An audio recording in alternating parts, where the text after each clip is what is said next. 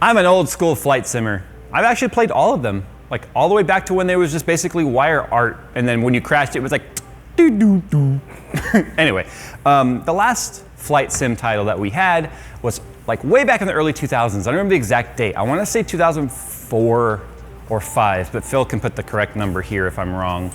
Or even if I'm right, I guess still put it down there because, you know, emphasis on how long it's been since we've had a title. Now we're pretty much convinced Flight Simulator and Microsoft was dead. They stopped caring, and all the add-ons and stuff for Flight Sim 10 or FSX was great, but the graphical quality was still lackluster. Now we learned about Flight Sim 2020, what, last year I think it was, and we were all super excited about it, and today is the day it's finally launched. But it's kind of like Crysis. Flight Sim has always been extremely difficult to run, which is why Origin has sponsored this video to bring out the big guns. And the big boxes, apparently. This thing's heavy. It's almost 100 pounds. That's weight in American units, not dollars. That's a really cheap computer if it's only 100 pounds. That'd be a great deal. So, if you ever needed any convincing as to why they ship them in these crates, that's a footprint that happened in shipping at some point. So anyway, genuine UPS care right there. Anyway, crating is an option with Origin PC. So anyway, we are gonna unbox this bad boy. Everyone talks about how Crysis was the will it run Crysis. Screw that, it's will it run Flight Sim, because the amount of world data and the amount of things happening and AI, traffic, and all of that were just way ahead of their time. And one of the things that Microsoft is kind of notorious for is building their maximum settings into the future. What I mean by that is, you're not really intended to be able to run it at maximum settings today. It's kind of a reward when they do that, in that when you upgrade your system in the future, because the technology gets better and faster, you can turn up the settings and you kind of get more out of your game that way. Anyone that's watching this right now that has played the original Flight Sim or any of them in the past knows Microsoft has always built that particular piece of software. It's not a game, and I think that's first and foremost the problem people, or the mistake people make when they talk about Flight Sim. It's not a game, you don't play it. It is a real simulator, and this time around, the amount of topographical data, you can literally fly to your exact house and see it, because it's not like Flight Sim 10 or FSX where they just took like the same bit of mesh and then just tiled it, and they're like, oh, this is urban area, and they reuse the urban mesh a whole bunch of places, and they're like, this is rural, and they use a bunch of the tree mesh. The amount of 3D correct data is insane. Of course, it uses real-time weather data, traffic information. When you see an airplane flying, as long as it's not another player and it's like an AI plane, that's a real plane flying in that spot right now, probably within a minute or so. I don't know how real time it is, because it's using actual air traffic control data to do the AI. I'm excited. Phil and I are Flight Sim nerds. We've been waiting for this for a long time. Once they showed it at E3 last year and such, we were super excited about it. And I'm just sort of wasting time to try and figure out how I'm gonna get this out of this box. I could do this, hold on. Oh, it's probably screwed on the bottom.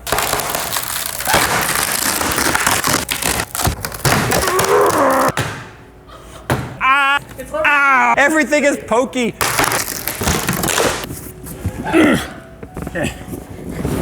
Easy.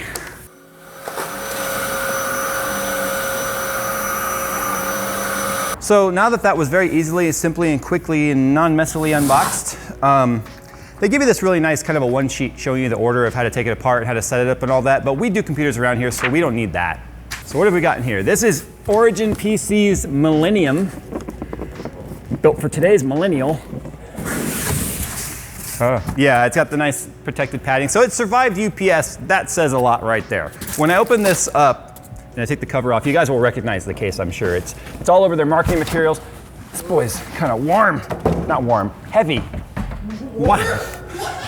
It's warm today, okay? It's like, today is supposed to be like one of the hottest days on record. Dude, this is awesome. It's got this elastic band around the bottom instead of a little pull string. Look at that. So you can use it as a condom. No one cares about the condom. Look at the Oh, yeah. I know the material said that it was custom etched for flights. Okay, this is cool. That smile on Jay was the smile I see when he takes a product home after the review, after the video. And I rarely do that anymore. So on this side, the glass is etched, flight simulator, and this is actual etched glass. It's not a sticker or anything like that. So you can actually feel like where it's all rough from the etching material. This comes off to give you access to your top fans. Whoa. I wonder if these are custom stickers they have made for their systems here. I know it's really hard for you to see up there, Phil, but look, check this out. They've got these little brushed aluminum centerpieces for the fans.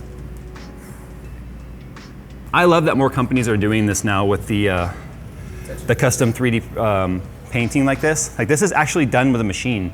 So they lay the glass down, they have the picture kind of loaded into the printer, and then it just boop, boop, boop, it like literally paints it on here. And that stuff is on the inside, so it's not gonna scratch off. So let's go ahead and take a complete tour around this system, take a look at the build quality, and then we'll talk about the recommended specs and all that sort of stuff. One of the things that catches my attention like right away with the Millennium here is the fact that it's got this fan right here to pull air through the hard drives. Now, typically, if you filled this out with as many hard drives as you could, this whole front section can be hard drives. So you could use this for like a home server, Plex server, crazy stuff. We could be using this as our server as well, because it holds as many drives as we've got in our Fractal Design case over there. But it's got this fan right here that actually pulls air through, because when you put in all those drives, you basically make a solid wall of hard drives, and air doesn't pull through very good. And any fans you have on the front have to push through all that. So at least that's a helper fan to pull it back through. So you might notice too, it's got all the SATA plugs on there and even some dip switches. Because if you look right here and we open up the front, this is what the keys were for. This is actually so that you can lock your hard drives. So you can see all of your hot swap drives go in here vertically. So this is just a 3.5-inch Hitachi drive, nothing special, but as you can see, put it back till it hits the little stopper, put that forward, you've now installed a hard drive. So you do have lighting on the front right here. It kind of picks up light from right here, and then it shines down through this plexi. This is a brushed metal on the front, so it's one thing that's gonna kind of suck is when you touch it, it does that. But once you get it clean and stop touching it, it won't do all that. Ew. Ew, okay, that's all the wood that's still in my hands. On the front right here, this is where your front I/O is, your power button, headphone jack, USB-C to USB 3.0 reset and power. So you can actually just turn the LEDs off with that one button, so you can quickly make it dark mode. If you come around here to the back, let's see how the back of the case looks. Look at that cable management. I know, where are all the wires? There's gotta be more wires than that. I've never seen Corsair's like little controller look so good. Man, why you guys gotta do this to me? Look, even the Molex. Look how nice the Molex is. Wow. Those cables are really in there. Where'd this go? This fell out from here. I'm wondering where, oh, okay, I see where this goes. So you don't accidentally short anything on the back of your motherboard. So you got this little guy that goes in here. Look at that. Nice and clean. So to access the power supply area, you take this tray out, which has 4 screws on it. And there's your cable mess right there. So what I was kind of curious about here was actually the setup for the cooling, I guess, because it looks like the only fans that we actually have in here are the top, which are the top 3 120 fans I showed you a second ago, so this is a purely negative pressure case. So one of the things you want to keep in mind, dust buildup, you'll probably want to keep it nice and clean as much as you can, because this is about optimized airflow rather than being optimized cool or cleanliness, if you will. But check this out. I haven't even seen this before. Look at this. This is an integrated reservoir pump. So we've got the Corsair pump, or res combo, the Corsair block, and then we have a Corsair rad up here, which is obviously a 360 rad. And it's only cooling the CPU, so it's plenty. You could add another 120 fan on the bottom as an intake if you wanted, and then you still have room to add another fan in the front right here.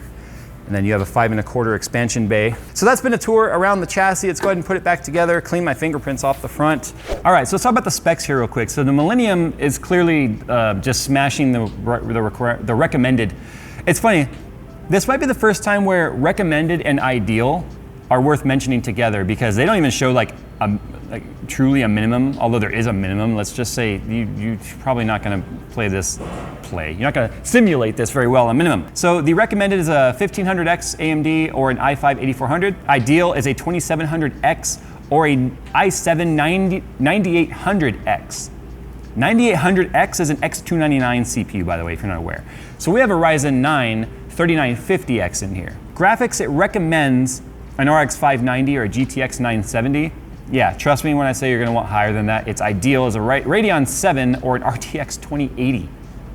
VRAM, it's recommended to have 4 gigs It's ideal to have 8 gigs. Obviously, we have 11 gigs with the 2080 Ti. 16 gigabytes of DDR4 is recommended. 32 gigabytes is ideal. This might be the first title I've seen actually recommend 32 gigabytes, or at least I say ideal is 32 gigs.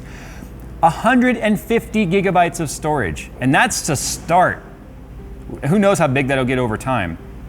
And then it says on here, ideal is to have that on an SSD. Again, for the reason I just mentioned, pop in, loading textures and all that sort of stuff. The faster it can load that data, the less jarring stutter and pop in you're gonna have with the title. And then you need to have the Windows 10 November 2019 update, which is 1909. Oh man, and then obviously we not only have just smashed all those specs, we got it on water cooling as well. Can't wait, fire this bad boy up and get to flying. So this is actually pretty cool. They use the Corsair IQ lighting to make it look like sky and clouds, which kind of comes over. And look, Jay's 2 cents owns a 747 now. I didn't know that. Cool. All right, so time to download this bad boy. 95 gigs.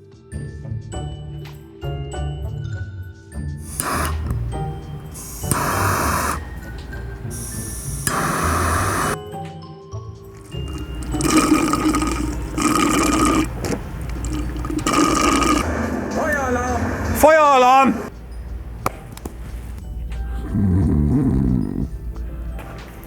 A large stuffed crust, extra pepperoni.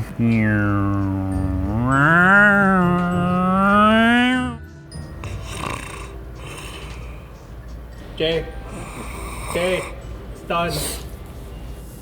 Oh, shit, what time is it? 3 hours? All right, continue. Okay, do we just go with, sure. I'll go with Ultra because I want to see what the worst case scenario is going to be. That's why we benchmark everything with Ultra settings. We show you the worst case scenario. Ultra, satellite data streaming, no world streaming. Oh, cool. So if you don't have a super fast connection, you don't have to have the real world streaming data, like I said, or real weather, real traffic, real time, seasons, all that sort of stuff. But we'll do streaming because we have a gigabit internet here, so that should work. Data cap. No, I don't have a data cap. Next. Hey, look at that. It recognized my yoke. So it knows which one I already have here, which means they should be mapped. Apply and save. I don't have my rudder pedals because they broke, because Logitech quality. I don't know why my stuff keeps breaking. I'm flying like Ryanair. All right, rotate, pull up. Slowly. What did I, aw. A lot of people don't know this about me. I used to belong to the FAA. Or the EAA, sorry, the EAA, the Experimental Aircraft Association. I used to fly all the time. I was actually, when I was younger, I was training for my private pilot's license, but ran out of money. Let's do a little stall practice here at only 1,200 feet. Let's see if Jay can survive it. Oh, we're starting to turn. He's 50 knots and it's still. There we go. Oh, dude, it's so easy to get out of the stall in this thing. Nose down. Sierra Alpha, acknowledge last transmission. They're yelling at me. Look at that. That was so easy, even at 1,200 feet. See if we can't get a little roll going here. Oh, there we go. Delta 1806, cleared to land runway 24 right. Number 2 for land. Dude, we were only at like 1,300 feet. That's so easy to survive. Don't do this in a Cessna, people. Decimal 65. So that plane's really there right now, really coming off the runway. Yeah. Sup, guys? See, when you get down low to the ground, it doesn't look great because it's creating a 3D image off a 2D image, but it's good enough for when you're up in the sky. Once you're like 1,000 feet and above, it looks absolutely fantastic. Phil wants to see if I can stall recover now in a fully loaded 747. So I'm fairly certain it's full fuel and it's fuel payload based on people and all that. That'd be so cool if they actually like modeled the screaming. Look at all that detail, man. Looks just like Vegas from the sky if you've ever seen it. Just dirt. Oh, now we're stalling. All right, we're stalled now. Dude, imagine what that would so feel scary. like. Yeah. Oh, dude, it's already recovered. Oh, actually, maybe not. Dude. I'm sure there's a real pilot somewhere that follows me. It can't recover this easy. Oh, gee. That's what happens when you hold the yoke That to the wasn't left. air buffeting. That was all of your passengers falling to one side of the plane. Well, can we land a 747 on the 15 freeway? There's no way this would work in real life. Yeah, that's Is that an overpass? Uh-oh. That's my... First thrust. No, we can clear... We can clear this. Are you going around? I think I'm tail dragging right now. Oh God. All right, so we figured we'd give you guys some actual data instead of just Jay going, hee hee, I can fly airplane. And as you can see here, we've got our FPS showing now, GPU percentage, usage, and GPU temperatures. I do have it limited to 60 FPS because what reigns supreme in FSX more than any other game is frame consistency. 60 FPS at a consistent interval will give you a much nicer flying experience than unlocking it and letting it fluctuate all over the place. Heck, 45 FPS locked would be a better experience than letting it fluctuate all over the place. Trust me when I say, 60? this isn't Counter-Strike, guys. You can get away with lower than 60 FPS. So while we are waiting for this to load, I will say that the air coming out the top is definitely toasty. The exhaust fans are doing their job, and considering the fact that this is only negative pressure, I'm kind of surprised. When I opened up the side panel right here to sort of feel how temps were doing, I was a little concerned about this being negative pressure only, but when I feel around, like in the chassis, I don't feel like this huge pocket of hot air. You definitely feel the warmth up here because you have the radiator plus the heat from the GPU going through it. It's Alpha Sierra X-ray Golf. But it's definitely getting the job done. Like I don't feel like I need to open the side panel. Shut up! I don't feel like I need to open the side panel or anything to let it cool off. Cleared for takeoff runway 16 left pits, X-ray Golf Sierra. Clear for takeoff, runway something he said. Let's go! What if this is going to do the same thing that the Messerschmitt did? Oh, it's gonna take off and roll. Dude, it took off without even like, You're doing it? oh God, it's going straight up. Let's trim this. Hey look, Mount Rainier is out. You can see Mount Rainier over there. That's how you know it's a clear day in the Pacific Northwest. I wonder if they can actually see it today.